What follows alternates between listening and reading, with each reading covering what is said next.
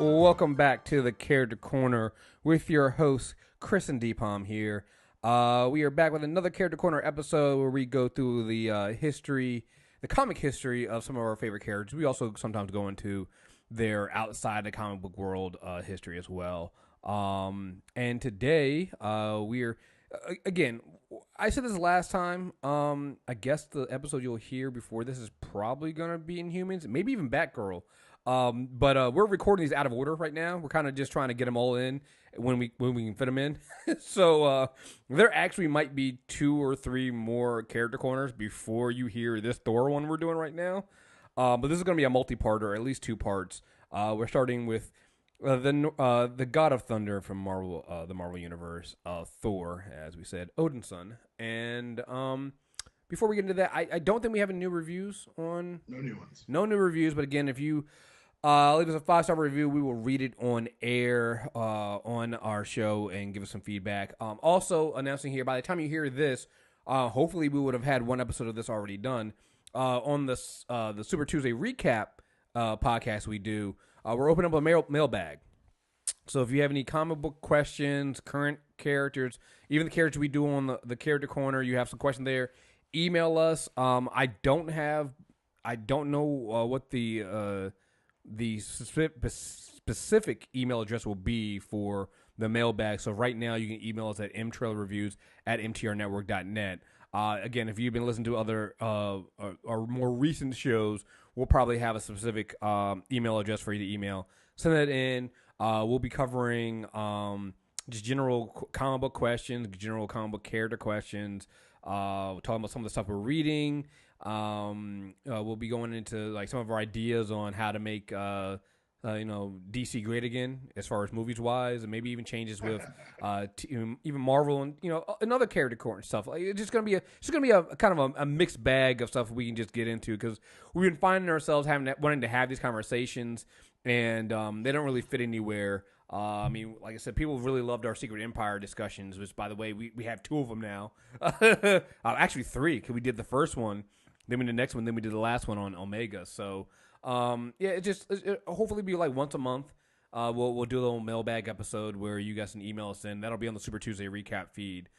So you should be subscribing to both to get all the information you want to hear us talking about that stuff. So, just stay tuned, and we really look forward to it, because it should be really, really fun. I know the Character Corner, it's a lot of work. I am super fucking tired. We've been trying to get all these. Man, dude, because we did Inhumans and we did all this Thor stuff. Then like you survived a hurricane, because we were supposed to do this 3 days ago. You survived a hurricane. I have power after 5 days. Yeah, you have power after 5 days, so we can finally get into actually, doing this recording. We're gonna do the Batgirls, which is next. So I've already started semi-researching that stuff to figure out when we're gonna get into them. We're supposed to be touching Batman at some point. Like it's a lot of work, guys. And then we got the second part of this, because this is only Thor Part 1. Right. Right. Yeah, it's a funny thing. Before we get further into this character, I'm always saying, hey, I love Marvel Unlimited. I wish DC had Unlimited, and we always talk about the differences. We've talked about the difference between Marvel's the way they treat their history and the way DC treats their history. And we always say, hey, listen, we kind of, Marvel's a straight line. It makes it easier. And I'm gonna give the counterpoint to that now, which is, it makes it kind of easier to follow the line. But it also means there's a lot of shit you can't really skip over. Like even if it's not good, it might still matter. So you still have to go through. Because the next writer might be like, that wasn't great, but there's one part of that I really enjoyed. Right. And it's like, where the fuck did that come from? Oh, don't you remember? In 1967, there's a throwaway. The best example is in the middle of Hickman's Fantastic Four run, he goes back and touches on Millar's Fantastic Four run, which was largely maligned, but he took 2 elements from it and decided to put them in a story. And you're like, do I really have to care about Mark Millar's Fantastic Four run? Really? Right. So I gotta go and read that now. I gotta go. Oh fuck. Wait, was that the Ultimate one? Or was that the regular? Yeah, with the New Earth. The New Earth one, yeah. It's just, it's so again. So we always talk about the positives of having a connected long history, and that's great. But like when we did Wonder Woman, our Wonder Woman character corner was only one episode. Because we basically said, hey, we're not reading this shit. It doesn't matter. And we threw it away. We just threw it like, we literally threw away decades of Wonder Woman comic books. Because we're like, right. Because we were like, because we're like, well, even DC was like, we don't talk about that shit. So it's like, it's easy to throw away so you can condense characters. We were talking about Batman. We're like, oh man, Batman might be a long one, might be 3. Then we're like, oh, actually, we might be able to do tell our favorite Batman story. We might be able to do Batman in like 2, maybe 1.5, because we can kind of just us swapping Batman stories and why we like them. You're right. It's like I can just kind of get away with that. But with like even with Thor, like I found myself like trying to read some of the stuff, and I was like, yo, I might have to go back further. Like though we were obviously gonna get into one of, I think everybody thinks is one of the greatest runs for Thor is Walt Simonson's run. It was 337 to 382 in Thor Volume 1, and like I'm reading some of that stuff, and I still got to go back and at least glimpse over some of the earlier stuff because it's like they're doing callbacks to like tales of suspense. I just want to warn everyone, like Walt Simonson's Thor run is basically like the Bible to me. Yeah. You're gonna hear me gush, like, yeah. Oh, D. Palm likes to talk about writers he loves. I'm going to gush. Like that's just a forewarned forearm. Yeah, I mean, and it's one of the things that because that Simonson run, what years were those? It was the 80s. Those are 80s. And look, I'll be honest, like I'm not always really a fan of some other writing from the 80s. This is different. It was a different time. I mean, it's a different. It takes some time to get used to that. But I found myself reading the Simonson stuff, going, this feels more modern. And also, because he was a writer and the artist for some of these. And so, like, there's one issue, the issue towards the end of his run, I think, with the Serpent, the Midgard Serpent, where it's like almost entirely splash pages with dialogue. Like, it's just, It's such a unique way to tell a story. Exactly. And it's just, it felt almost before its time. Because now you can get stuff like that and you see it more frequently. You're like, oh, okay, I can get it. But this, it's like, wow, okay. It was hinting at storylines, 20 issues prior before you actually have the payoff come. It's like, is that kind of writing? They were like, oh, wow, he had a plan and he stuck with it. So, yeah. And I said, I think I said Tales of Suspense. I meant Journeys into Mystery. With because you had to go all the way back to some of that, which leads us to Thor first appearance, Journey into Mystery 83. Which that's still a top. Like if you go find somebody trying to find a Journey into Mystery 83, it's a top seller. Like it is. It's gonna cost you a lot. It costs you a lot. Like I'm talking one with pages falling off. I'm gonna check right now. I'm gonna check. I'm gonna go on eBay while we're doing. I'm gonna let Deepak go ahead. I'm gonna go on eBay. I'm gonna check to see what a price on a Journey into Mystery 83 is. You're good. So Journey into Mystery at the time was kind of an anthology book. It was everyone kind of tell their own stories, and Stan Lee and Larry Lieber, his brother, and Jack Kirby decided that they were going to talk about a mythological figure because that's what comics really are. It's modern day mythology. It's our modern day Dionysus and those tales, and it's our modern day interpretations. You take large concepts and give them personage. Like that's what we're happening here. We're building our mythologies, and they thought it'd be cool to go back to one that's already existed. But they also knew that the Greek and Romans had kind of been so well known and so mined, and Jack Kirby was a big fan of the Norse gods, and he knew this stuff cold, and so he said, "Let's just do Thor." Mm-hmm. Because remember they had already created at this point the Hulk, so you already have I think the quote was like you already created the strongest character, strongest man on the earth. What do you do next? It's like, well, you make him a god. Exactly. You create a god next. So I was quick coming back. Looking at some of so this is the reprint. The reprint that came out in 1966, they have a 9.8 selling on eBay for $2,000. The reprint. Jeez. Somebody's selling an 8.5 CGC graded one for $50,000 on eBay. Let's see. There is a 1.5 is selling for that is selling for like $2,000, just over $2,000. Yep. Like the reprints. I don't advocate comics as an investment strategy ever. Like, I buy comics as not as appreciable art, but as art I can consume. And every time I say that, I'm faced with something like this, and like, well, maybe I'm just wrong. Well, no, it only works for Silver Age, maybe some early Bronze Age comics. You can't do it this day. Like, you can't go out today. Oversaturation. Right. Every issue for number 1. Right. You can't go, like, you're not going to, like, that Secret Empire number 10 ain't going to be worth a lot 10 years from now. It's just not, because they sold so many. But you got to think about it. Back in the day when these comics came out, first of all, nobody knew these characters were going to blow up like they did. Right. And then a lot of people got them for, like, there's a reason why, like, the cover on back in this came out, what, the 50s? It was 50.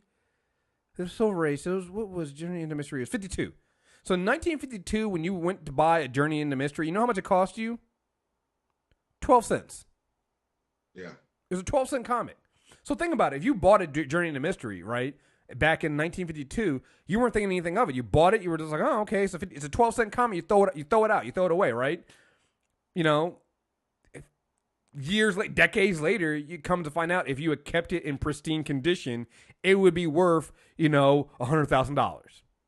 But who would have guessed that? So that's the only way that works now. So comics as investments only work when you have comics that weren't reprinted to death. Because here's the thing: some of these were reprinted, and some of the reprints aren't really worth that much, right? I mean, even the reprint of it is worth $2,000, but that's a significant drop down for the same grade of the original is worth $50,000.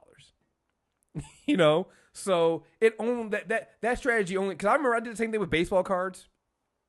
Did the same thing with comics when I was growing up, but I thought the same thing. It's like, oh no, this is gonna be worth so much, and yeah, all those comics I did that with ain't worth a damn.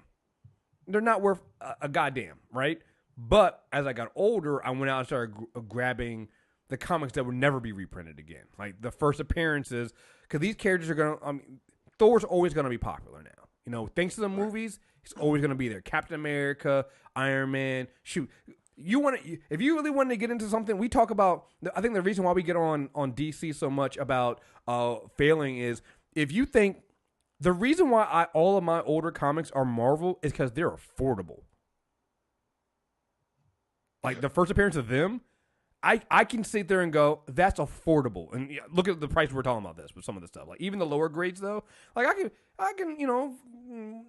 not now, but maybe 2 years ago I would have dropped $2,000 on a lower grade Journey into Mystery, right? $2,000 on a first appearance of Batman or something like that might get you the back cover. Like that's how rare and expensive the DC characters are. So yeah, man, it's just one of those interesting things, man. It's like, it's one of those things where my parents were right, but I was also right, where it's like, that's not going to be worth anything when you grow up. So they were right because the stuff I was buying wasn't, but not comic books as a whole. It's just it's an interesting thing because some of these prices have gone way up because of the movies. I remember I was way before the Black Panther movie was announced. I was looking for that Fantastic Four 54. It's something. It's one of the Fantastic Fours with Black Panther's T'Challa's first appearance, and I bought it. I got a pretty cheap deal on it. I think I bought it for like $200. But once they announced it, it shot up to like $1,000 because everybody's looking for one now.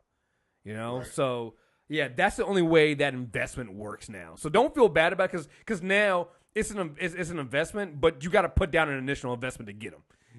It's not. So my holofoil X-Men Prime cover from 1995 is useless. I'm with you on this one, and no, I still have that, and we can. Oh man, dude, listen, we're giving you a taste of the mailbag, because this is a mailbag discussion right here. We talk about all the we talk about all the comic books we used to buy that we thought were going to be the hot shit. Like I got is it Spider-Man 50, whatever the Spider-Man was that had like the holograph cover with his eyes, and I was like, oh man, this is gonna be worth so much fucking money growing up. It's gonna be great. It's worth jack shit. Don't bend those pages. Right. Yeah. Don't bend the pages. You got to put the gloves on to turn them. Yeah, that shit ain't worth. This is the first appearance of Maggot. It's gonna be huge. Right. For those who don't know, Maggot is a real X-Man, the worst X-Man. Fight me. Well, is he though? Because there's Beak. Beak did something. Oh, you're right. You felt valid. Like Beak did shit. Like Morrison used Beak. Right. Maggot's name was Maggot. Right. So you guys just got a quick glimpse of what's gonna happen on the mailbag when we do this, because that was totally random, but yeah. But I do want to tell you something you mentioned like way before the ranting started. Marvel characters have that through line, and I think people say that Marvel, and especially Thor, you're able to mine the past because he's such an old character, because he's a mythological figure. And so when we discuss this, we're going to discuss this kind of in the comic chronology. Because if I had to go back in and like fit in everything that's happened since then, I would go insane. So just a heads up, that's what's going to happen here. Also, something I realized reading this, Marvel is better at mining their past, but what DC has in their back pocket, and I think that they need to find a way to leverage this in their film universe, is that they know the best received versions of their characters. Yes. They've done so many different versions of them. You know what stories sold the best. Like you can, like for me, that's almost like a layup. Like I can see how it'd be harder to do a connected universe. But as far as telling one-off stories, you have the books. Right. Yeah. Like just film Hush.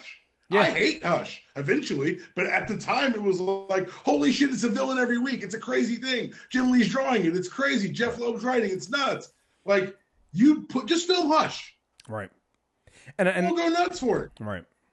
You know, you found the best version of your characters, and you can stick with it. Whereas, and that's why when they reboot their universes, they're able to make us excited again, because they take us back to the ones. Remember when you liked this? We're like, yeah, I do remember when I liked this. And then it starts the process all over again. Exactly. The vicious cycle. Yeah, they take you back to the beginning, and it's like, honestly, it's DC's Ragnarok. It really. It's a cycle that needs to be broken. They take us back to the beginning, then we do it all over again until we hate the characters again. And then they reboot it, and then we go all throughout it. That's a very damning realization I had while reading Thor. I was like, oh god. Yeah, well, because what happens with when you get Marvel characters is you get these characters and they grow, they change, and that's one of the interesting things to me about when I was going through the Thor stuff is how many of his villains become allies. And change completely. Like we'll get into Skurge and what happens to him. It's like you get so many of these things that just like that's why when I'm reading something, I was reading Simonson stuff and I was like, wait a minute, why is Curse here? Why is he? What is he? He's protecting the kids? They put him. They put Curse in the kids? What the fuck's wrong with you? Then you start reading, it's like, oh, this is what happened. Okay, and things change, and it's like, oh man, yeah. It's like I said, I think I like. I don't like the fact that DC gets to the part where you don't like the characters no more. But I think that both companies and both publishers have their own benefits and they each have their own method and they work. And I think that's when it goes back to what we were saying about DC movies. Hey, just you guys have a formula and stick to that. Don't try to, you can't do what Marvel does because your characters aren't like Marvel. That it's just not the same thing. So. So let's talk about who Thor is. Thor is the god of thunder. We're all very familiar with him from the movies. In the comics, he's a little bit different. I know they kind of explain away, he's an alien whose powers and abilities. No. He's a god. Yes. He's the god of thunder. The hammer he holds contains the all-storm. He is the god of thunder. Like all Asgardian gods, he is damn near invulnerable, extremely strong. But Thor is, of course, the peak of all the gods. He also wields Mjolnir, able to control storms. He is fast. He's strong. He's been lived for generations, so he's probably the smartest fighter in Marvel's history. Yeah, he can create hurricanes, tornadoes. If you can imagine it happening from the sky, he can do it. Right. With his hammer. Right. Yeah. And there's more, and his powers wax and wane, and we're gonna talk. At one point, he becomes Odin. Yeah. Yeah. Like he gets scary powerful. At one point, he takes over the earth. Yeah, we'll get into the volume 2 stuff because that was again that volume 2 stuff with Dan Jurgen. It was kind of weird at first. I didn't know where they were going with it, and then when they get there, I'm like, this is terrifying. This is terrifying. It's terrifying, but at the same time, I was like, but I kind of also understand. Like he turned into a villain, but not really. Like it's a very weird. Like we'll get to that stuff, but yeah. He and I think one of the big appeals of Thor is that yes, we know about the god of thunder and the power he has, but it's when I try to explain Jack Kirby to people who don't know about Jack Kirby, it's hard for me. But I'm talking to a mostly indoctrinated audience, so I can say this. It's like if the Norse gods were created by Jack Kirby, like it's what he's done. He's taken these stories he loved and given the imagery and the circumstance and the pop, like he fully services the idea that these are gods, but also adds that special Kirby magic to make you believe. You know, one thing I did, it wasn't really part of our reading but I went and looked at it because I thought it did a really good job. It was they have it on Marvel Unlimited. It's called Thor: The Tales of Asgard. It was it's a remastering of the older issues that I think happened. That what happened, and they usually do this all the time in Marvel. They would put these little stories at the back of an issue. And so I think there were these little Tales of Asgard little stories they would tell. They kind of told you the story of Odin, how he created the earth, and how Odin was created, and how he became the Odin. Like all this stuff was in there. They told a little bit about Thor, how Thor got Mjolnir and that stuff. It came out in 2009, and it remasters the old issue. So it's the art still looks like the old art, but it's just a little bit fresher and pops more. So that was in there, and it's really short. I think there's I want to say there's 6 issues. Let me look that up. There might be 6 issues they go through, or it might just be 1, and they just go through all of it there. But I found that to be really a nice little thing if you want to get a crash course in the Jack Kirby, Stan Lee world, Norse mythology. You can just look at that. Like that turns out to be pretty good. Let's see. Yeah, it's Tales of Asgard by Stan Lee and Jack Kirby. Give me a second. I'll see how many it is. Yeah, 1, 2, 3, 4, 5, 6. Yep, 6. Six issues. You can go through and read them real quick. And they kind of go through the beginning, and again they tell the last one tells the backup stories from Thor 137 to 145. So, yep, they're really pretty good. So anyway. But yeah, that's kind of Thor. And if you're familiar with Norse mythology, a lot of these things play on the page. Some of the earlier, I don't want to call them missteps, but I think that they leaned in trying to establish Thor as a superhero so much that they got away from the mythology. Yes. I think so remember, Journey into Mystery has him. They introduce him as Donald Blake with the walking stick, and it reveals that Odin has which leads to my favorite Walt Simonson moment later. Yeah. Odin has basically, because Thor spent too much time with immortals, he was like, well, since you want to be immortal, live among them. So it gives him a walking stick that's really his hammer. And I think Thor 159 is when it reveals that Blake was always Thor, because and they kind of combine it there. But yeah, so I think a lot of those issues kind of revolve around the early issues revolve around Thor being on Earth, but kind of like, and I can say this now because by this time our Inhuman stuff has come out. I think the most interesting stuff with Thor, I mean, not to say not most interesting stuff, but when you go more it's kind of like the movies. With the movies, people didn't like the first 2 movies as much. And I get that. But it looks like the third movie is going to spend a lot more time not on Earth and dealing with a lot more, Asgard mythology and things like that. That's where I think Thor thrives at the most. Kind of like the Inhumans thrive the most when they're in the cosmos. Not when they're on Earth, when they're in the cosmos. It doesn't mean there doesn't lead to some great moments with Thor on Earth, because I think there are. I think there's way better moments with Thor on Earth than there are with Inhumans on Earth. Right.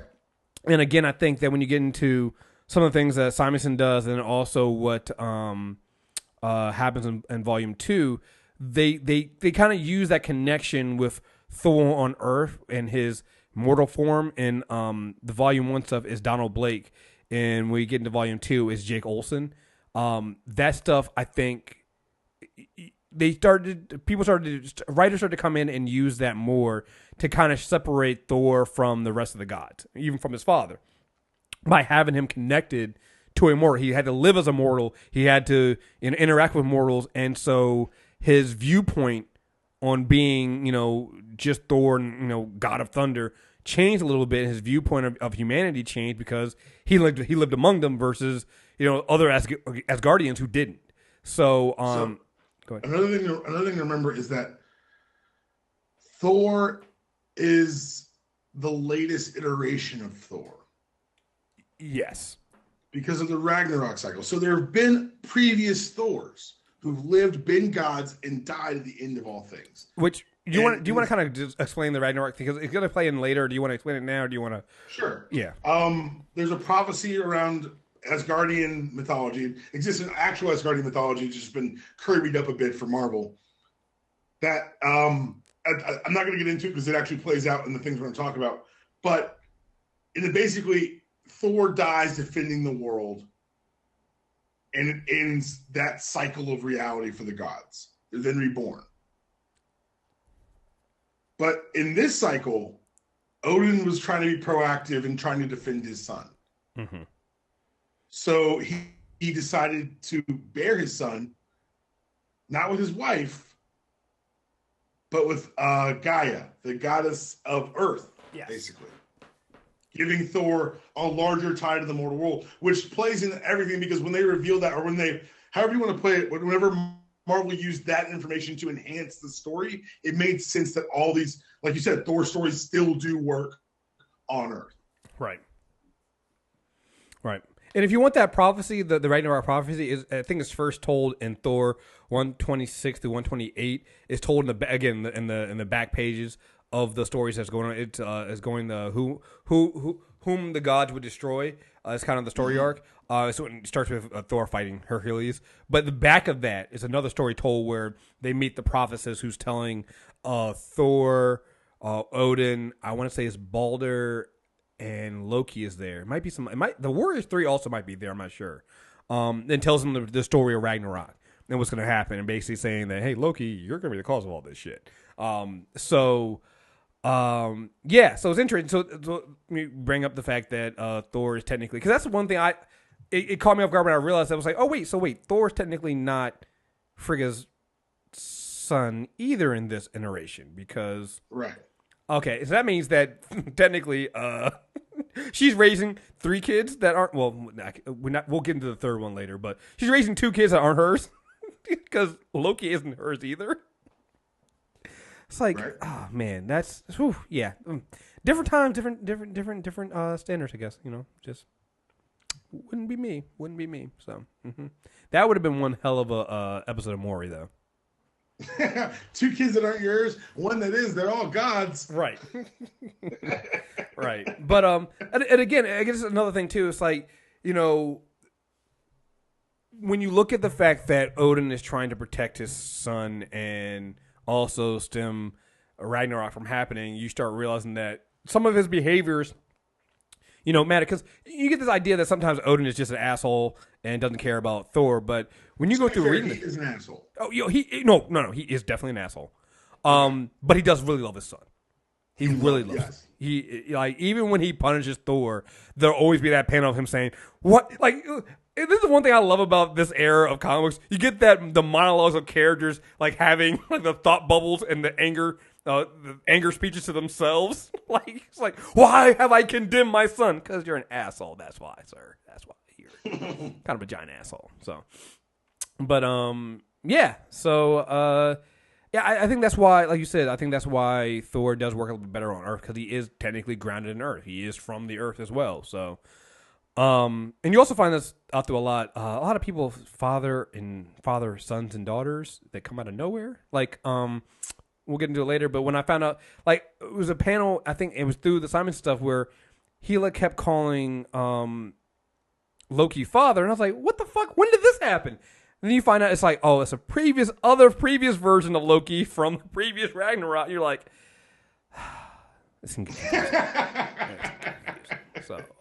So you're not really the father, but you are the father. So like your DNA is the same. You're temporarily displaced father. Right. Well, fuck it. Right. I guess dad. So. Yeah. So speaking of Loki, constant thorn in the side. But again, when we get into the volume 2 stuff, it's always interesting seeing how that relationship kind of changes, and brings a new dynamic there. Loki is he's technically the first enemy of the Avengers. The reason why the Avengers are formed. Thor's a founding member of the Avengers. I have that Avengers, actually. Avengers number 1 with Thor there, and they're formed together to fight Loki. One of the interesting things about the Avengers movie turned out that Loki is the enemy in that one too. Like well done. You're only missing. I think they're only missing 2 of their original. They're missing Ant-Man and Wasp, right? Yeah, that's all they were missing, and they added in Hawkeye and Natasha. Right. So not bad. Were there any other stories you want to get into before you get into the Simonson run? Well, because what happens is a lot. You didn't really read a lot of them, but they might come back up as you're reading the Simonson stuff, right? So I didn't like read too much of it. It's like I said, it's that tension between superhero and God, right, that makes them kind of not the best stories in my opinion. They're not hard to read. It's just I don't know. They don't work for me as well as, and I think part of it is the fact that I love the Simonson run so much. So right. Did you dip your toe into that stuff? And just quickly, like I said, I went through Thor 126 to 128 to get the whom the gods would destroy. That's when Thor versus Hercules, and you get the prophets telling the story of Ragnorak at the back of those. I think I went through quickly through the 154, 157. It has was it Mangog or whatever, who comes to take over. Like again, I just briefly went through some of that stuff. I didn't really read it. Kind of just going through quickly to see if there's anything that came up. I mean, there's some stuff that comes up later, earlier on. You find out. Again, most of the stuff I guess gets referenced in the most important stuff gets referenced in the Simonson run. You don't really need to know. Like I said, and then like I said, the biggest thing I read before this, I think that gave me enough of the interest into this, enough of a understanding of the Simonson run, was just reading Tales of Asgard, because Tales of Asgard brings in Sutur, it brings in I believe it brings in Hela, it brings in a lot of these characters. It shows you, it even shows you Loki plotting against Thor, Loki plotting against Balder. It shows you that. I think it even shows you at one point him trying to kill him. Yeah, and it shows you the story of when Balder the Brave didn't heed the call of the battle because he was saving some birds, and his men petitioned Odin to not harm him, and because he cares about all life, and so Odin says that nothing in the world would harm this man. But I think it was like the one thing he missed over was mistletoe, and so Loki creates these arrows of mistletoe to try to fire at Balder to kill him. It doesn't happen there, but I think later on it does happen. But you get all that kind of stuff in Tales of Asgard. It gives you all the kind of a backstory. It tells you about Sutur and who he is and what his purpose is and what happened to him.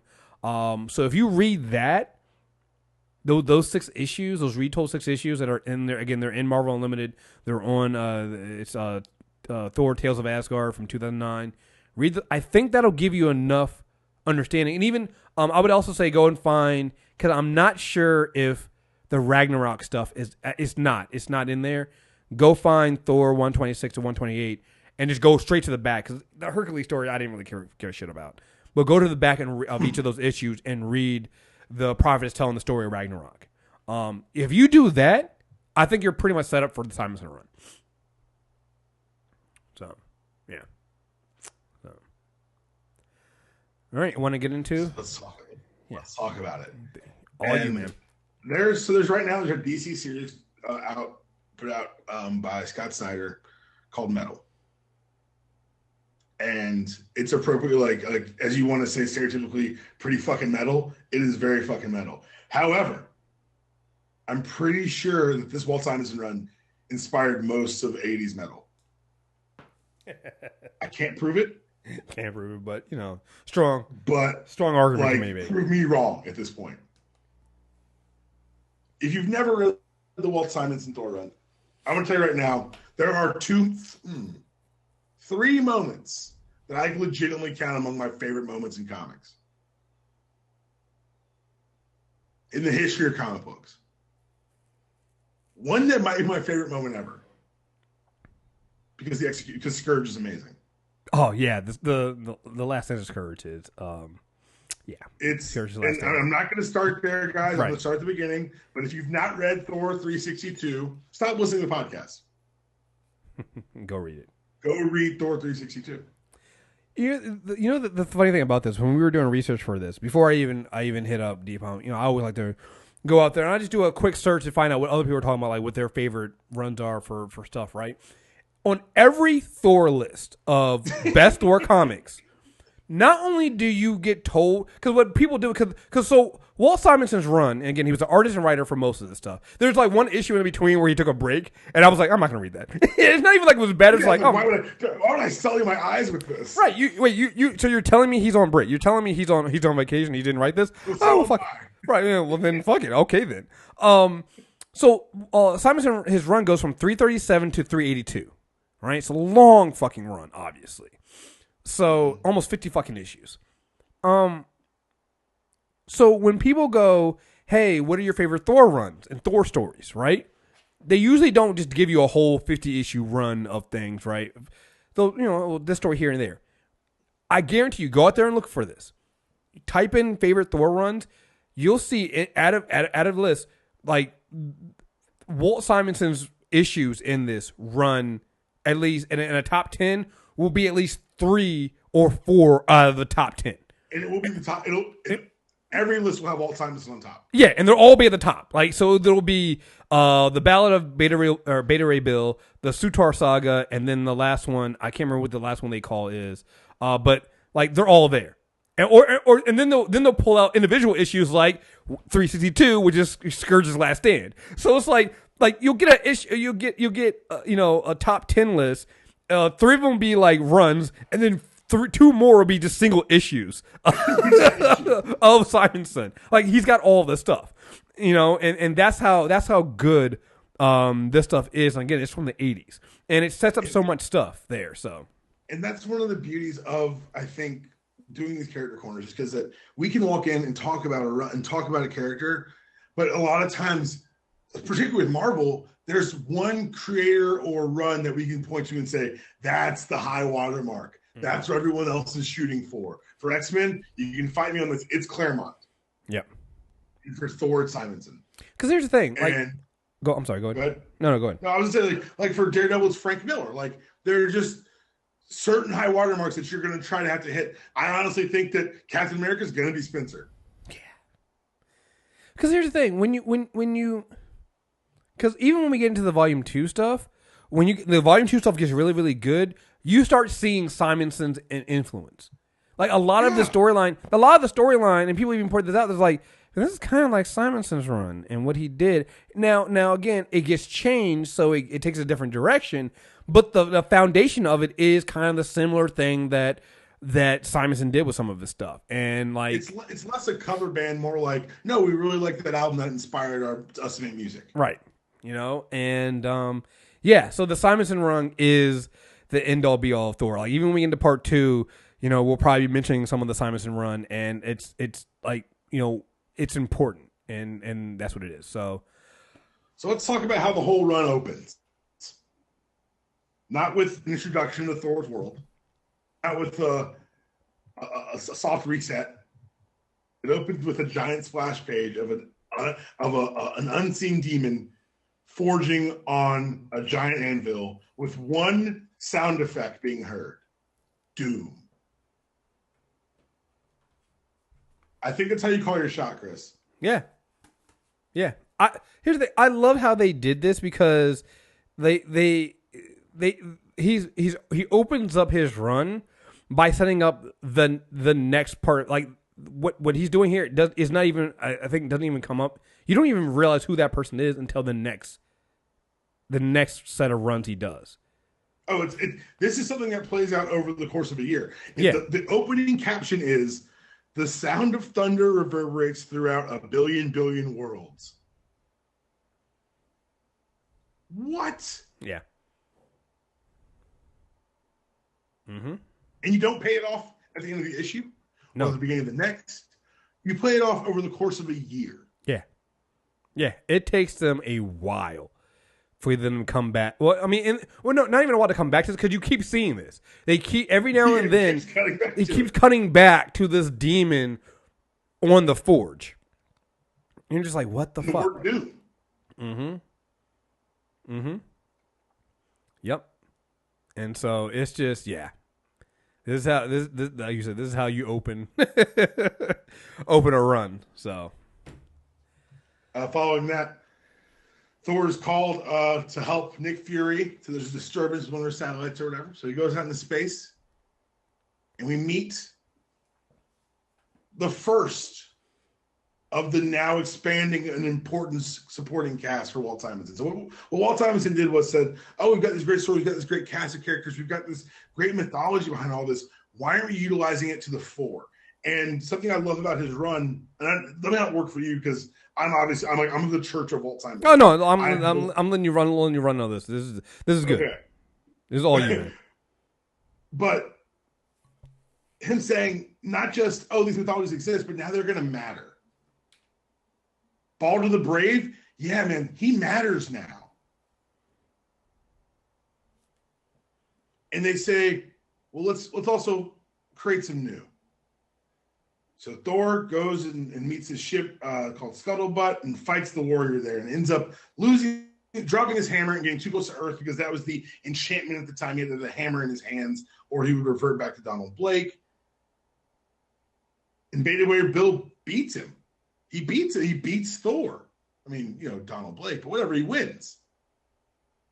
Leaving the ship, he cracks the stick he finds against the wall, and he's possessing the power of Thor. So this, for the record, is the first time we've seen someone else be deemed worthy, and it's in his first 2 issues. Right.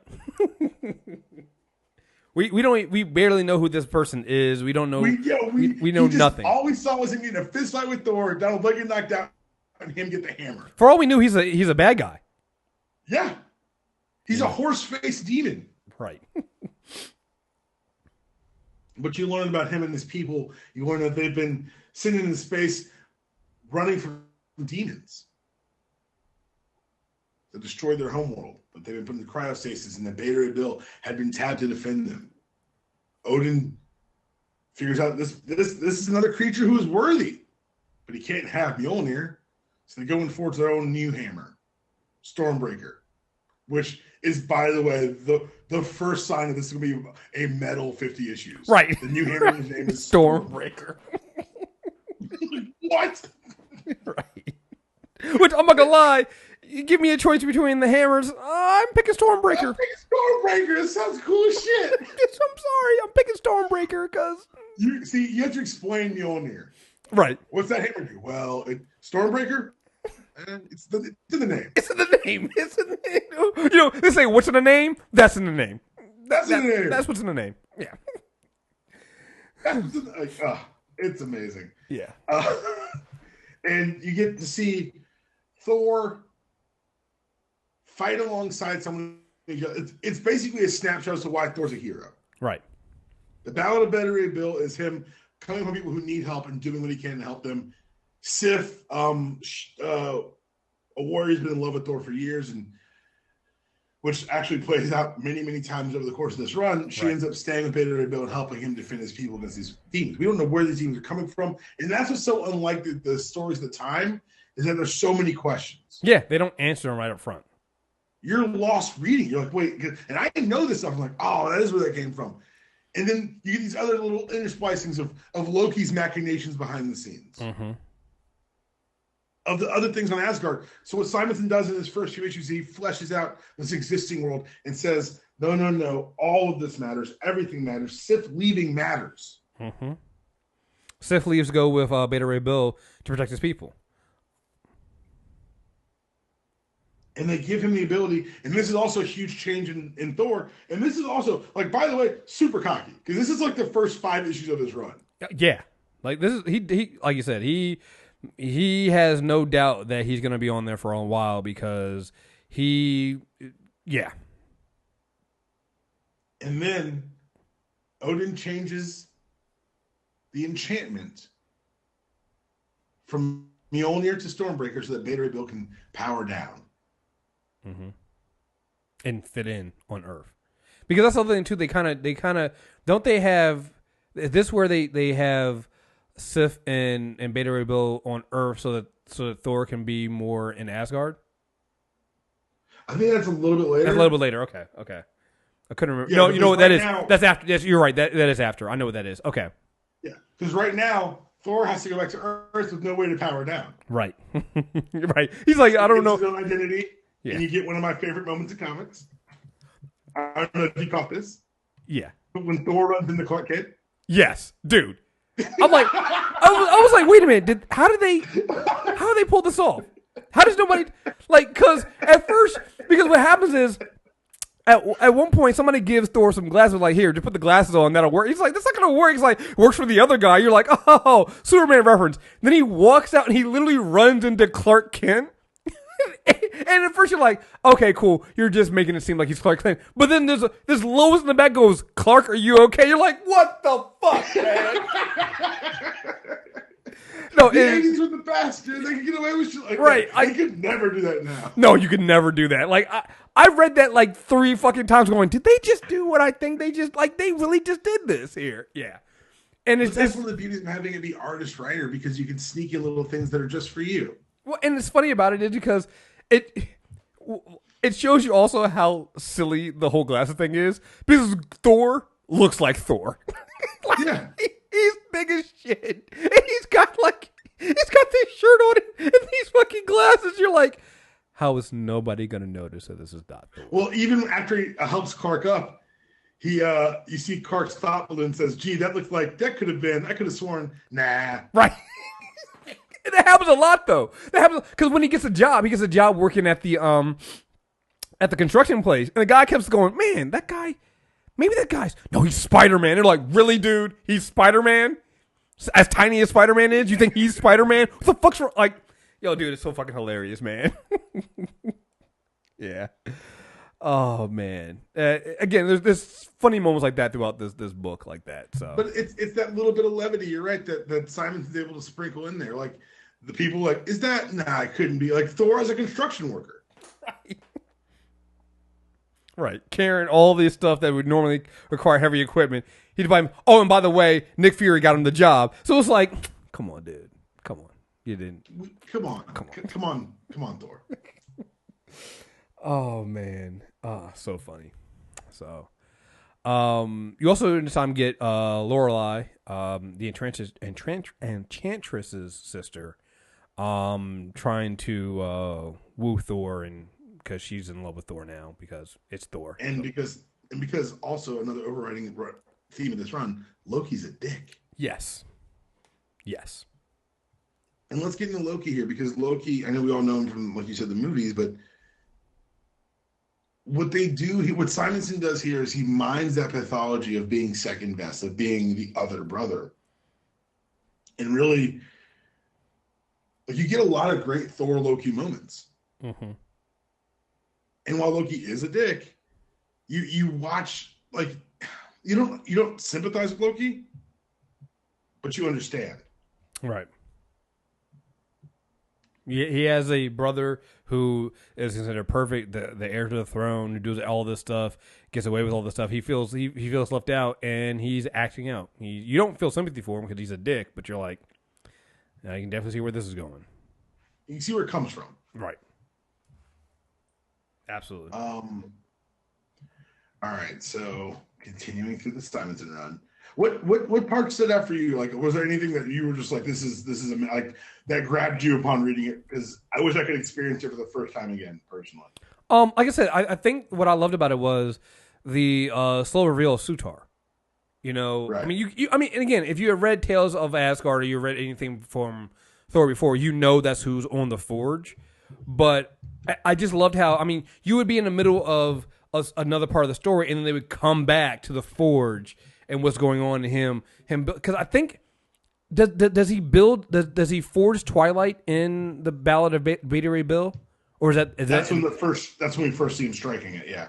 I know we first see him striking him, but do we because at one point he actually brings it. He says this is a Twilight sword of doom. But do we actually see that in those first 3 issues? I'm not sure if we do or not. I'm not sure if it's then or we finally come to fruition in in 340 or something like that. I can't remember which is, but just that whole slow reveal of that and this idea of that's what I love about when we get these writers who do that.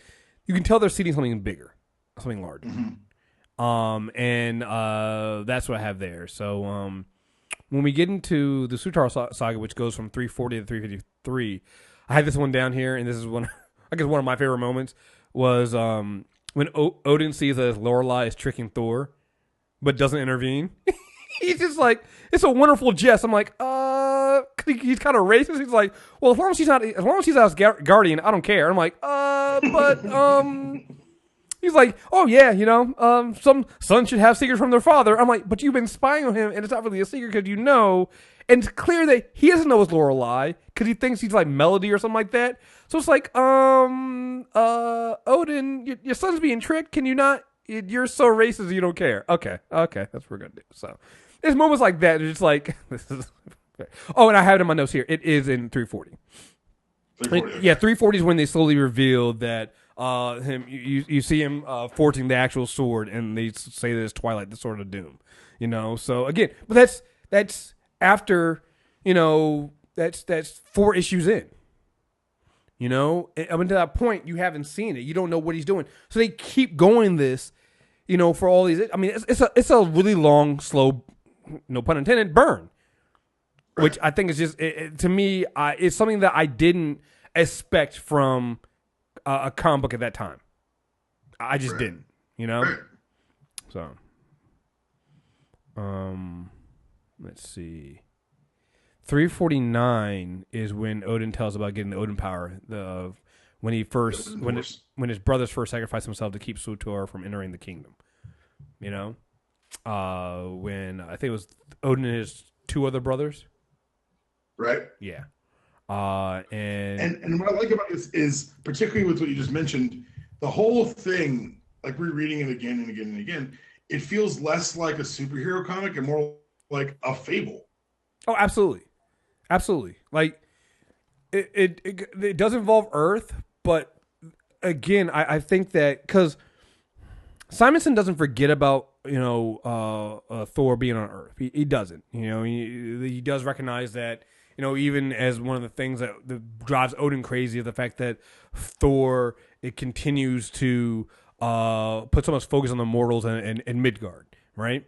But he's so, what Simon says right, he doesn't forget about everything else. And like you said, he expands the mythology in Asgard. And so he includes Earth into it, but like you said, it reads like you're reading a fable. It reads like you're reading a Norse story. It no longer reads like you're reading Thor.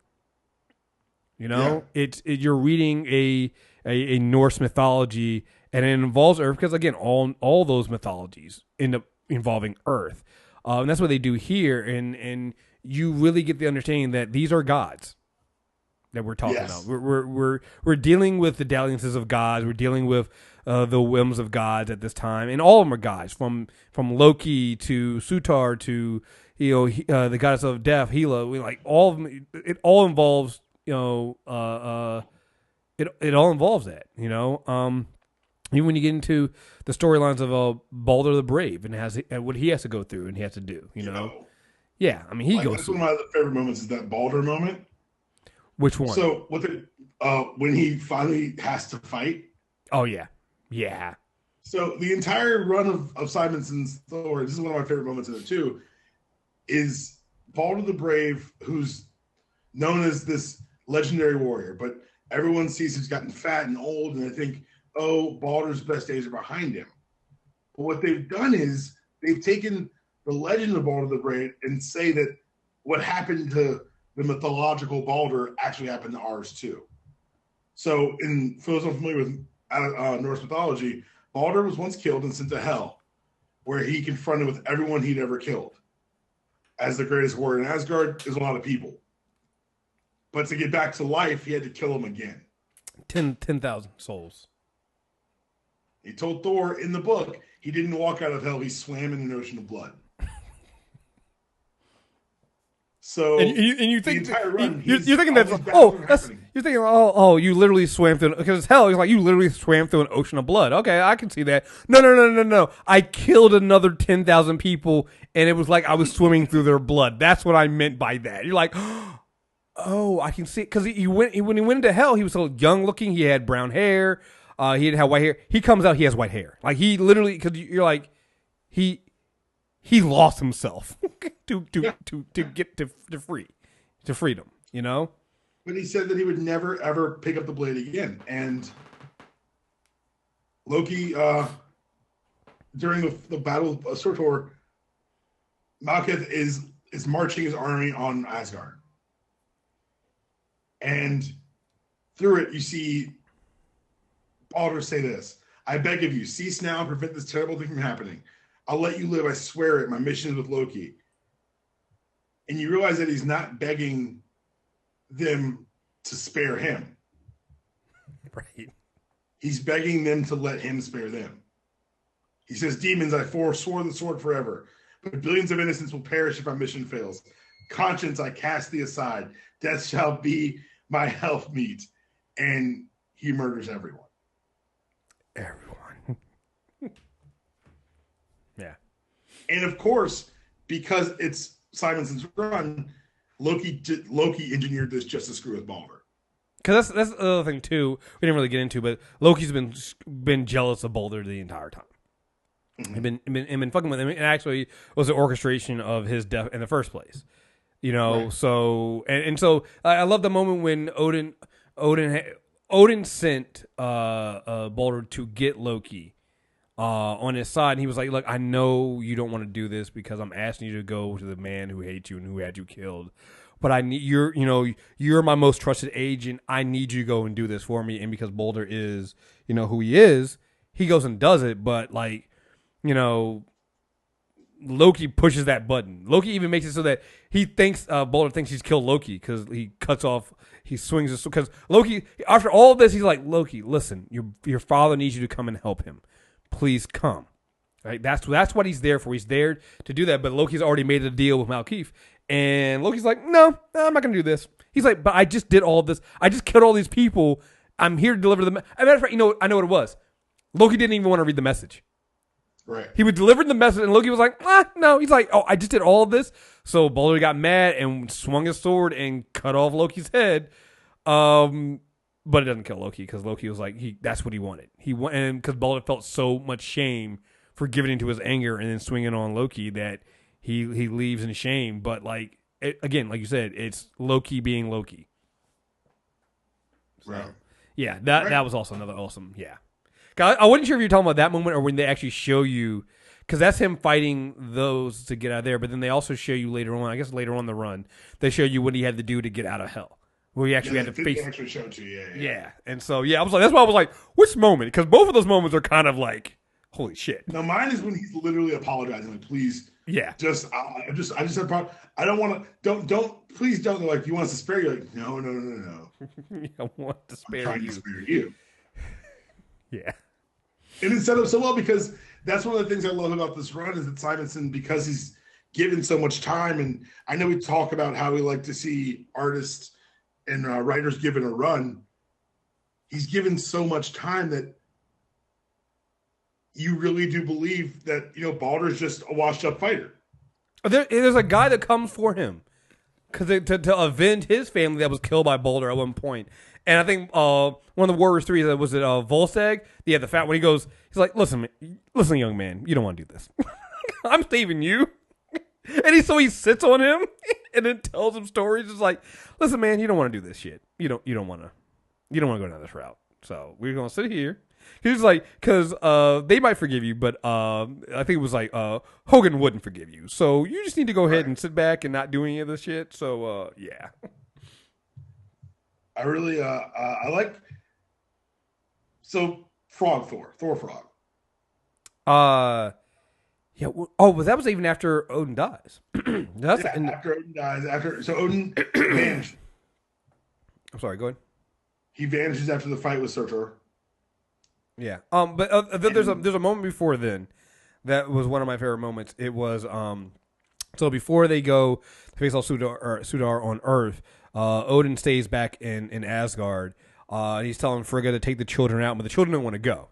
Right. And there's a moment where he's talking to one of the children, and he's telling the little girl doesn't want to go. He's like, "Listen, I need you to go and protect Frigga." And it's one of those cute moments that make you realize that, you know, Odin's an asshole, but he really does care about his people. He really does actually care and will sacrifice them. So there's this cute moment where you just had this old ass man telling the little girls like, "No, listen, you got to go and protect my wife. You know, I know you guys. You know, I've lied to her to tell her she's protecting you guys." But you need to go and protect her. You are my little soldiers. And I'm just like, oh, that's kind of cute. You know, you are an asshole, but you still have... You still act like an old grandfather sometime. So, you know, that's... You get the panel. You also get the page with Odin, Loki, and Thor. Yes. Where it's like Odin's fighting for Asgard, Thor's fighting for Midgard, and Loki's fighting for himself. I love that. I was like, thank you. Thank you for saying that Loki's fighting for himself. Because that's real.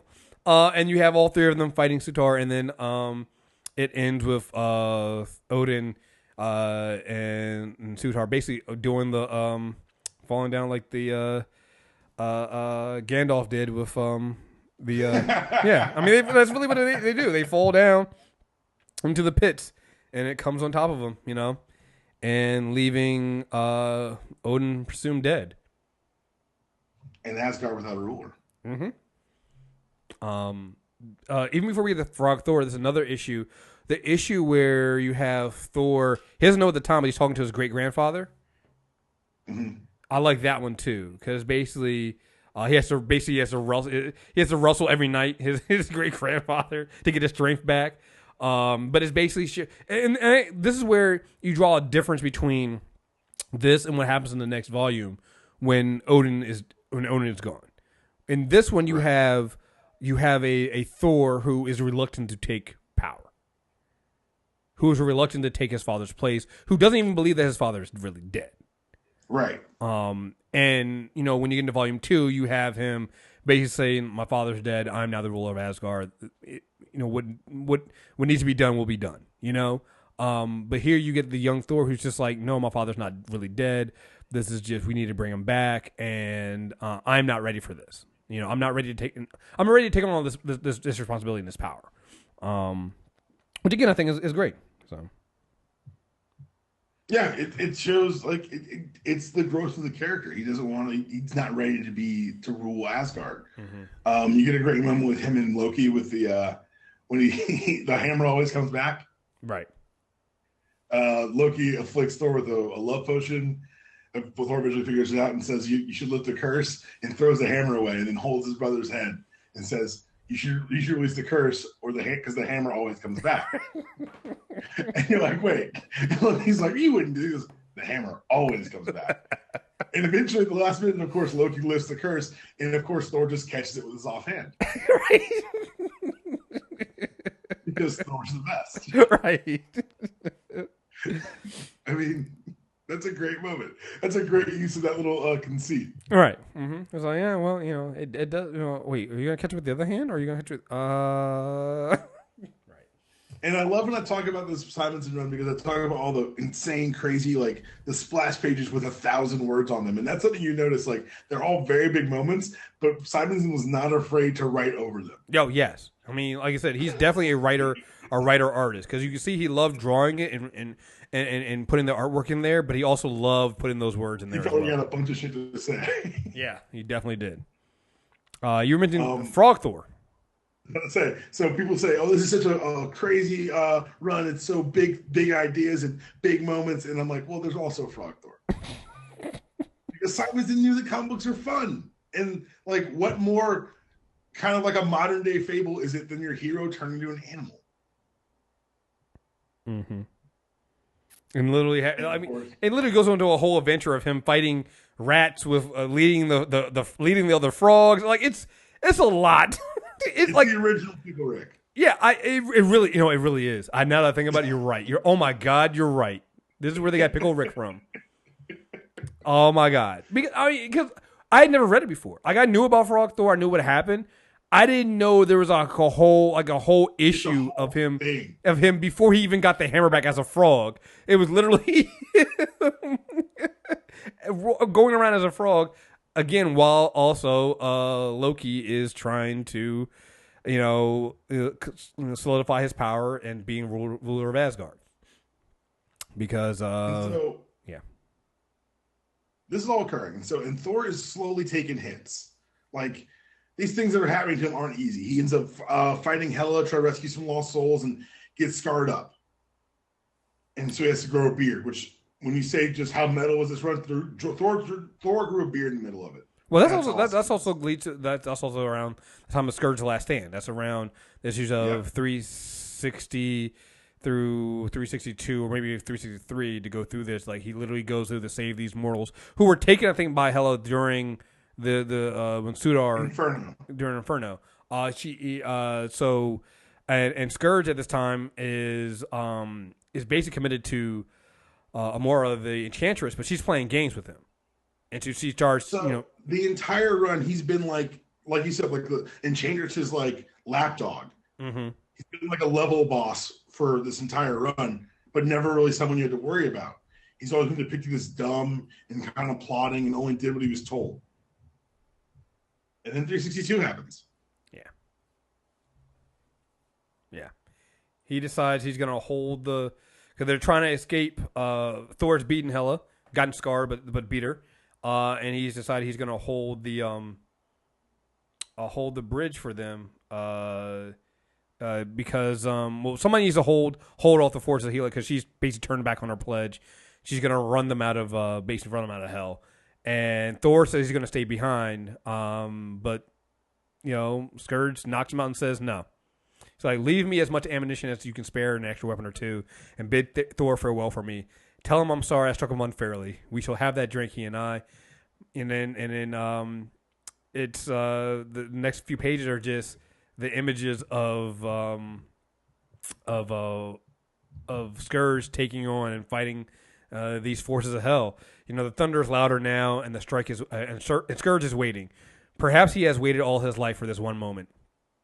As words of death ride hard down upon him, the executioner turns his thoughts from the flowing blonde hair that always dances before his eyes and begins to do the thing he does best. And it shows him just laying, because they brought in mortal weapons, so he literally has two M16s. It's Scourge the Executioner carrying two M16s, firing weapons at the unnumbered zombies and denizens of hell. It's metal. That's how metal this is. Metal. Yeah. And it's just going, and he runs out of bullets. Yeah, and though the executioner stands alone, and the warriors of hell seem numberless, not one steps foot across the bridge. Not one steps upon the bridge across the river. Joel. They sing no songs in hell, nor do they celebrate heroes. For silent is the dismal realm and cheerless.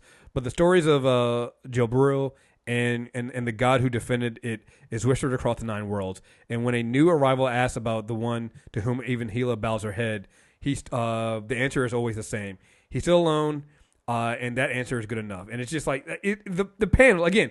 It's not just the writing, because again he puts the words in there, but he also drew this stuff, and it's just those panels. I think is again. I love the entire run, but that right there, it's like.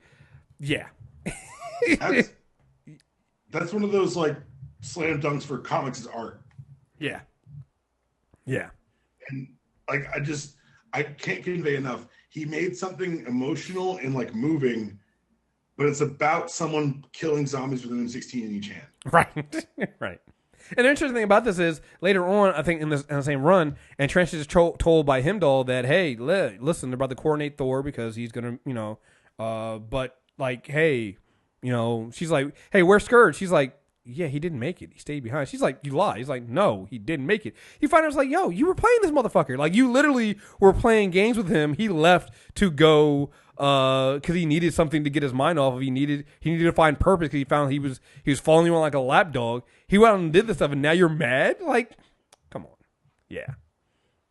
Man, it's really done really well.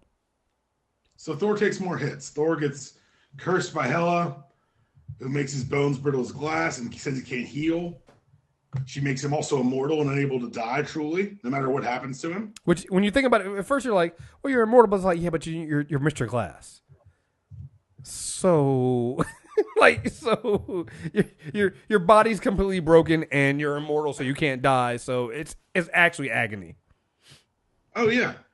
And so Thor, this time when we see armored Thor, I don't know if anyone's ever seen those pictures floating around with different armors Thor's worn. Like, this is the armored Thor phase. Mm-hmm. And we get to the end of the run. And you realize that Simonson's been telling you the story of Ragnarok the entire time. Yes.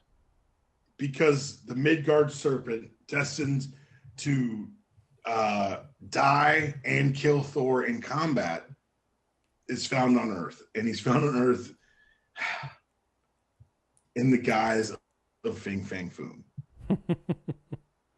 Because Simonson loves him some Kirby. And that's how you do that. Yep. And they fight in one of the greatest comic books of all time. Yeah, that is 380. 380, yeah. Yeah, that's the one I think is literally like every panel is like a splash page. Every page is a splash page, and then you think of modern splash pages where it's maybe some onomatopoeia, maybe a couple. No, they said like walls of text. Yes. Walls of text. Yeah, you still got to read it. You can't just look at it. You still got to read it. It's not a picture book, my friends. You still got to read it. Yeah. And Thor kills the serpent, but he's completely pulverized. Mm-hmm. But because of the curse Hela put on him, he can't be killed. So now we get Liquid Thor.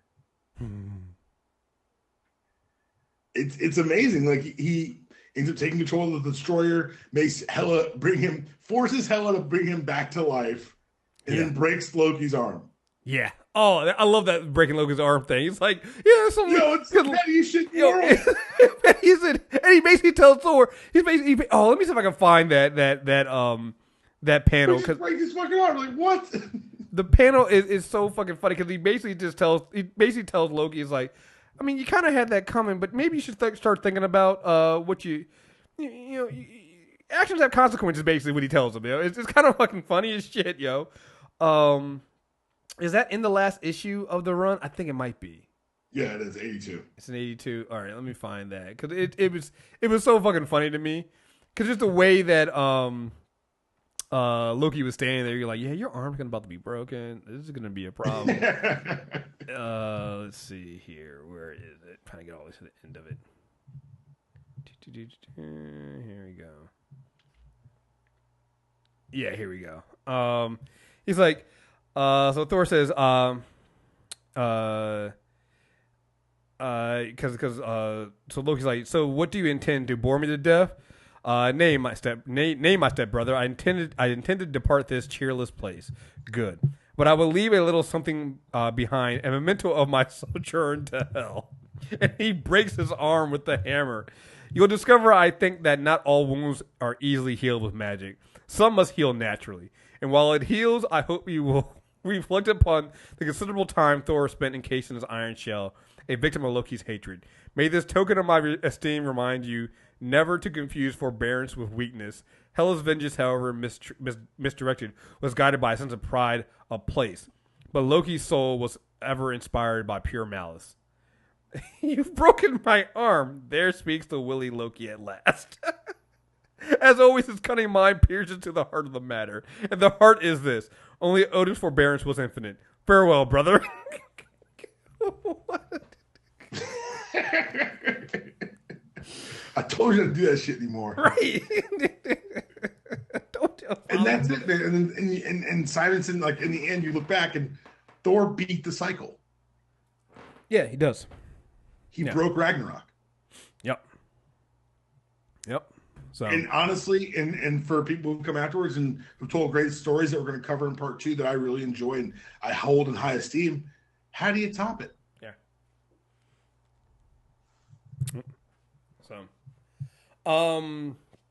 So was there anything else in between this and volume 2 that stood out?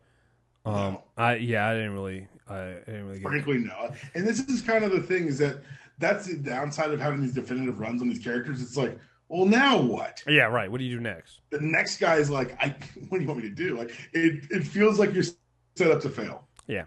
I mean, at some point they bring back Odin. Kind of thing. They say Odin wasn't technically dead. He was captive of Thanos. Seth. Oh, Seth. Seth. Okay. Yeah. So, Odin comes back. So then you get into volume 2, which is what I read, because we basically go through this until we get to this, the last Ragnarok, the disassembled Thor disassembled here, and this is Dan Jurgen's Thor, and basically what he does is, I think the beginning of it is basically Asgard is mysteriously destroyed. Everybody's missing. They're trying to figure out what happens. I kind of skipped over a lot of the beginning of this stuff. I know there's stuff with Odin, Thor. The biggest thing you got to realize is Thor at one point when they're trying to figure out what happened to Asgard, bring in is then rebound to a mortal, Jake Olsen, and he's done it first, I think, because Olsen dies when Thor's fighting somebody. I can't remember who Thor is fighting on Earth. It happens in issue 1, and Olsen is this paramedic, and he dies, and in order to bring him back, Thor is tied to his soul, and so again, you go through the whole thing of Thor can transform into Jake Olsen. Instead of slamming a stick down, he can just slam his fist. Right. So I think things don't really get interesting for me anyway until issue 35. Odin gets mad. They did bring in Thor girl. What was her name? Taryn. I can't remember what her other name is. It's hold on. I think it's Taryn. So they introduce her. So you might want to read that kind of stuff here. But 35 is basically Odin gets mad at Thor, makes Thor mortal again. And he almost dies. Yep. And basically you get not a retelling, but you get it kind of a semi-Simonson stuff again, where with 36 through 43 and the annual with Sutur coming back. So Sutur comes back, Odin and Thor gets his powers back. They have to face down and stop Sutur. They're with Thor girl. She's we don't need to do a whole new. I'm trying to figure out how to explain it, like, because it all comes back to a future prophecy with her, and they she gives a lot of her power to Odin to stop Sutur, and Odin dies. Yeah. So, and again, I like it. I like the death of Odin. Again, if you read the Simonson stuff, you might feel like it's a little bit, takes too heavily from that. Because again, it's Sutur again. It's Thor facing off again. Odin facing off against Sutur, and he dies. It's also a cyclical story. So. Yeah, right. Again, Ragnarok is a cyclical thing with Asgard, so it kind of makes sense. But the key thing here is that the difference here is Thor becomes the Allfather. He willingly takes the place of Odin, and he gets the Odin power. And as you go in through more of the rest of the story, and this is where to me Volume 2 really picks up from 36 on. Volume 2 becomes super interesting to me because you gotta remember something that sets up part of this is that when he did get hurt, like you said before, he separated from Jake Olsen. Right. Yes. Thor there became two separate aspects. Yeah, so he's no longer by separating him out from Jake Olsen, he's kind of lost that human connection. And what Jurgensen does is, going forward, is you show that losing that human connection was what made Thor so special. It basically what made, I don't even want to say what it was separated. I don't want to say it was separated Thor from Odin, because Odin never had that connection to humanity, but he had, his whole belief was to kind of be hands off, let humans dictate their own stuff. Thor, because his entire thing has been the connection to humanity, but by losing that Jake part of him, and Jake, the separation of Jake remembers everything. Jake remembers being Thor. Jake remembers how he thinks. He remembers all this stuff. He's like, I'm just as much Thor as you are.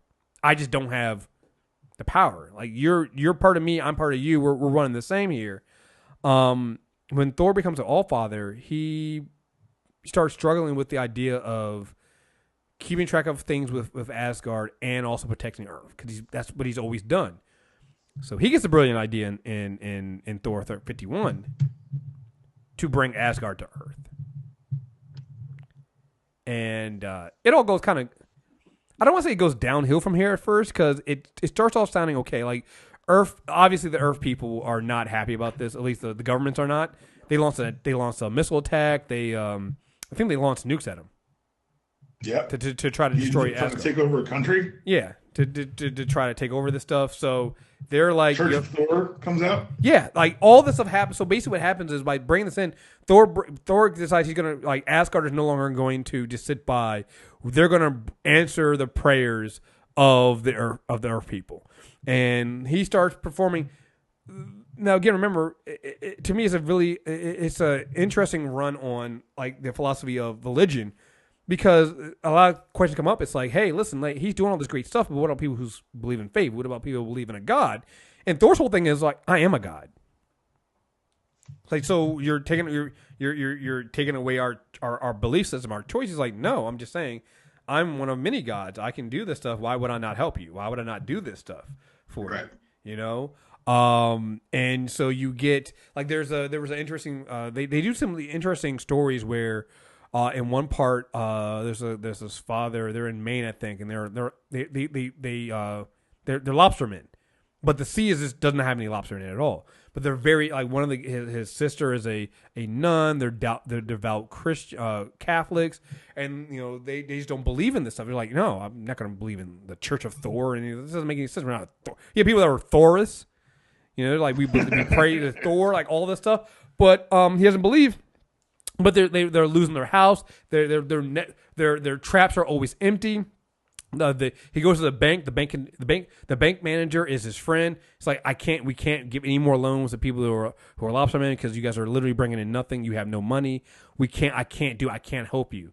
He goes out into the sea. He's at the part where he is literally going to die on the sea, because he feels like his insurance policy will pay out and his family will at least be taken care of then. Like, he has a son that wants to go to college, all this stuff. And right when he's the sea is about to overturn his boat, Thor comes out of nowhere. Next thing you know, the sea is full of lobster. His prayers are answered, and he goes to the Church of Thor. And you're seeing this happen over and over again. You have, it starts off with you kind of siding with, I can see why, like, some humans are upset, but, like, he is helping. He is doing the right thing. He is giving people help. And Thor's like, he's like, yo, people want help. They want me to help. Am I not supposed to do this? Should I not answer their prayers? Should I not do this? Should I stand by? If I have the ability to, like, they do things like they give the world a new power source, so that, you don't have to, drain the earth with fossil fuels. They challenge dictators and free dictators and all this stuff. And you have people like the UN and people, like, they're in leader of countries like, yo, you're just mad because, people might turn on you. Like, this is a problem. I'm giving the people what they need so they no longer have to do this stuff. But then there's a small seed that goes through all this, is that if you do everything, if you answer all the prayers for humanity, don't you take away some of the earned, you take away their desire to earn anything they do, their desire to actually go out there and work for anything, and that leads into So Gods on Earth, I think, is 51 to 58, and it's also 64 and 63 where he gets into a fight with Iron Man and Captain America because he tries to stop these people from this dictatorship, and Thor, it's on the borderline. It's on the border of Doom's nation, and the rest of the world is like, yeah, Doom might get upset, and we don't want them problems. So what are we gonna do here? So he gets in a fight with them, but then the downfall starts coming in 59 and 67. That's when things start falling apart. You get the discord. You have Thor tries to bring back this little girl. Yep. And it doesn't work. She comes back. Her mother was just begging him to do it. He does it. She lives, but she doesn't have a soul.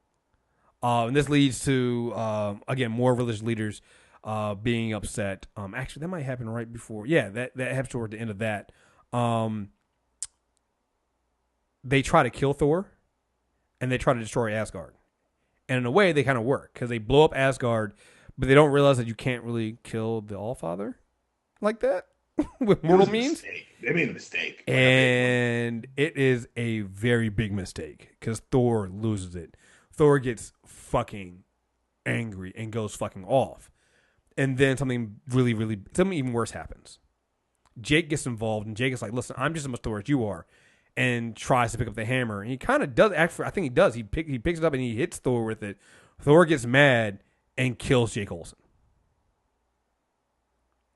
And that loses the last piece of humanity that Thor has. Last connection to humanity has. Which then gets you into 68 and 74, which is the raining. He also loses an arm, which pays off in our part 2 of this podcast. Does it happen in the... No, wait. That happens in the raining. That happens in the next... the arm when he's fighting humans... No, he loses the arm when he. So basically, what happens in the raining is they tell the story. There's a time jump. So the first issue, I think 68, talks about the story of what happens when Scarlet Witch gives birth, and you see that a lot of things have changed. It's in 2020, so they've jumped forward a few years. The 2020, and Thor basically has put his face, and I think his father's face, on Mount Rushmore. They call that the royal forest. They've banned technology, so you get a hint of what they've done here. And the later issues of the Reigning, they jump forward even further to 2170. And at this part, at some point, they tell the story what happened and how Thor lost his arm, and he lost his arm when the Avengers come in. The Avengers try to show, because what happens and I think either 74 or 75, one of those. You start seeing certain things, certain Avenger things, but you don't see the Avengers. Like Loki has the cloak of levitation, has Thor's cloak of levitation, and has the Eye Agamotto, and you're like, how did that doesn't? Thor has Cap's shield like hanging above like one of the doorways. You're like, what happened to the Avengers again?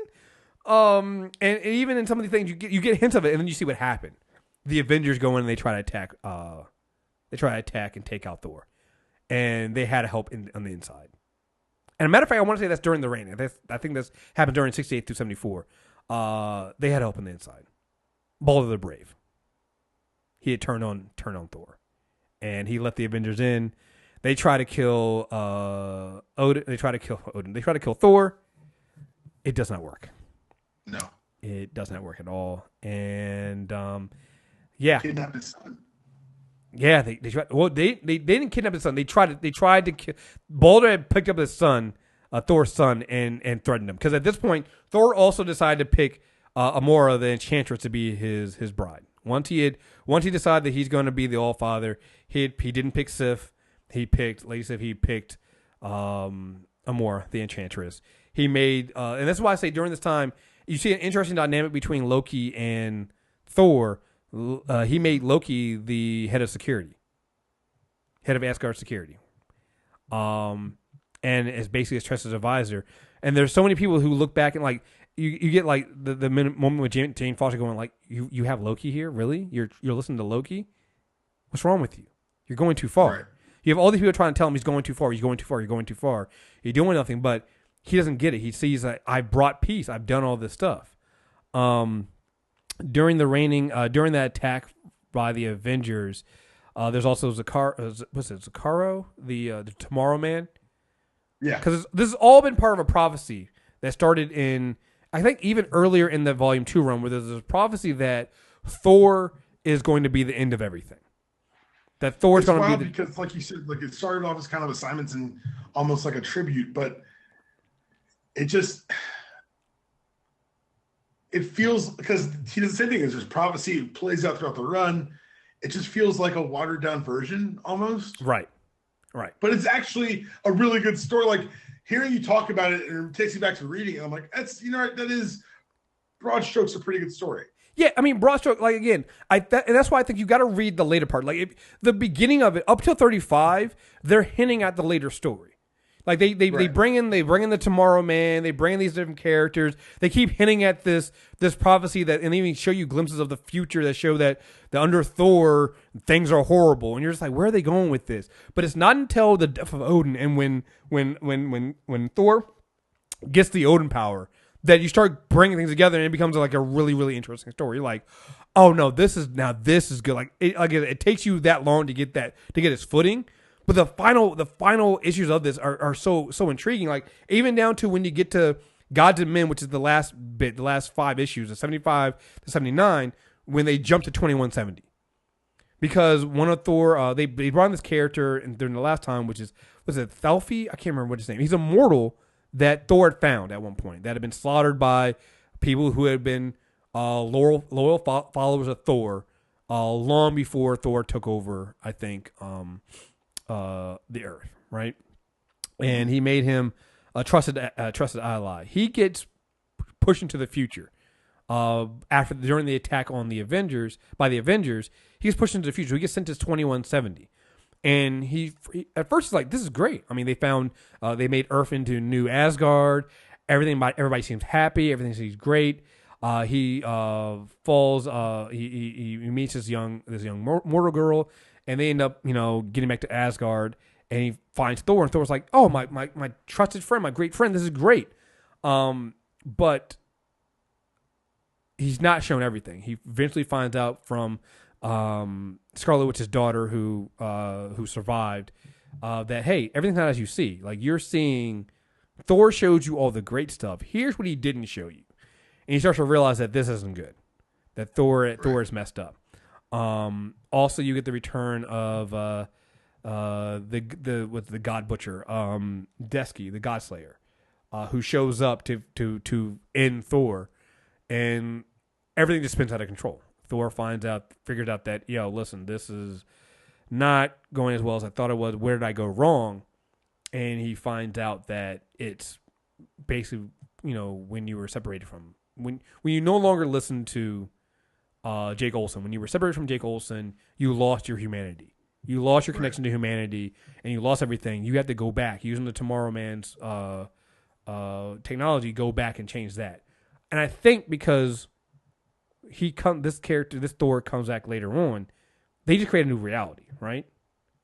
Because this Thor comes in later issues. The Thor that missing an arm, who was the Allfather, that Thor comes up in later issues, right? Okay, so I think that that's a different way to get there, because I don't know if you've read the new stuff. I haven't read the new stuff yet. That's why I was asking. Okay, so it's a different Thor. So okay. I think that he does go back in time. Okay, so he goes back in time to fix everything. So this stuff doesn't happen, but I think he remembers it happening. Right. So it's kind of the same thing that Nick Spencer did, not as elegant, but he did the same thing Nick Spencer does. Was they go through all this stuff, because it's a lot of issues. There's at least 2 years worth of issues of this going through. They erase it, but Thor himself doesn't forget. He still remembers what he went through and the mistakes he made, because a lot of people die. A lot of people die. A lot of things don't work out, and he made a lot of mistakes, and he just didn't listen to people because he lost one half of himself. He lost his humanity, and he wasn't he was never one for ruling like Odin anyway. So he didn't have that knowledge, and then when you lose his human side, he loses the idea of what humanity is. Because it's the whole thing with the other the other gods, there's the council of gods who go, you're violating what we do. We don't interfere. You have to let mortals make their own decisions. You can't make this. You can't give them things. You can't. You can't just assume that by giving them everything they want, they'll be happy, because that's not the nature of man. And Thor lost it. Yeah, it's not how it works. So again, I think it's rough when you start, but towards the end, it becomes really gripping. So I enjoyed it. I enjoyed that. And then we finish off with Ragnarok. With disassembled, if you will. Yeah, disassembled, which is 80 through 85, and everything is lost. Asgard falls. Loki, once again, Loki is the cause of this. He works with. I want to get this because I actually like the idea behind it. Mm-hmm. Give me 1 second. Hold on. Yeah, he works with Sutur using weapons from the same forge that made Mjolnir. Yep. He found the forge. Asgard's done. It's a wrap. Yep. And then Thor does the most heroic thing possible. He goes to the fates and says, I will abdicate my reality if you just stop reviving us and killing us again. Because you get to the story behind Ragnarok now. Mm-hmm. The idea that those that sit above the shadow have manipulated Asgard into repeating Ragnarok. And so he gave his life to destroy them.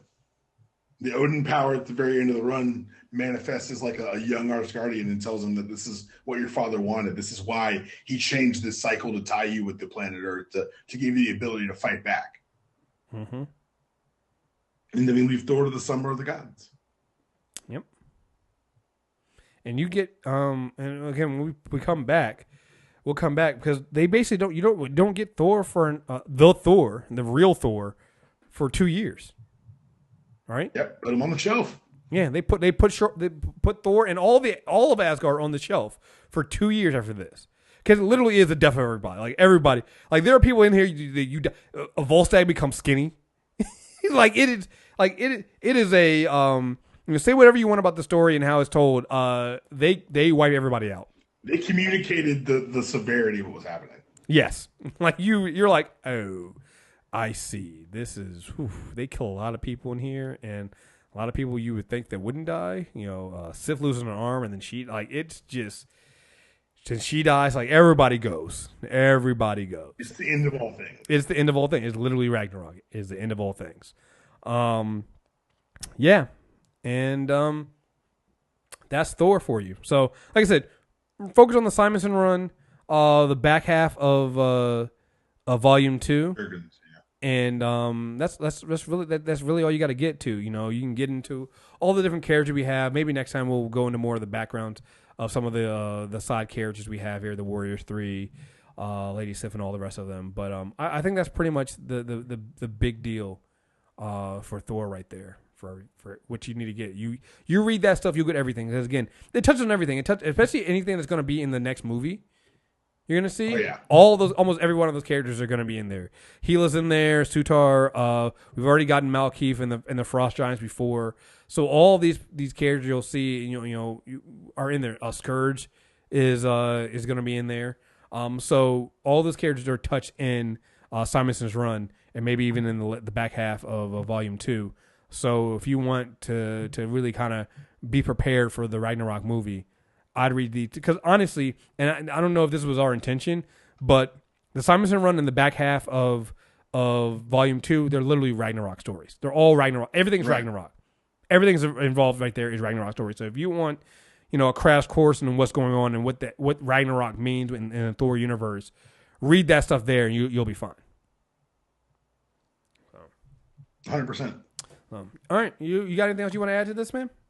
No, man, this was a lot of fun. Thank you for letting me give me an excuse to reread some stuff I love. Yeah, anytime, man, anytime. So again, we'll be back next time you hear us. We'll probably be back. We'll be back with Volume 2. Volume 2 with a Part 2 of this that goes into some of the newer stuff with Thor. what happened during Tony Stark making some bad decisions during Civil War and things like that. Horrible decisions. It's like, oh yeah, we maybe shouldn't do that. So we'll go into that. And again, go back and listen to. By this time, you probably heard our Inhumans and Batgirl character corners. So go ahead and listen to those as well. So again, folks, Character Corner on iTunes, Stitcher Radio, Google Play Music. Hit us up and let us know what you guys think. Thank you guys very much. Until next time, we are out of here. Peace.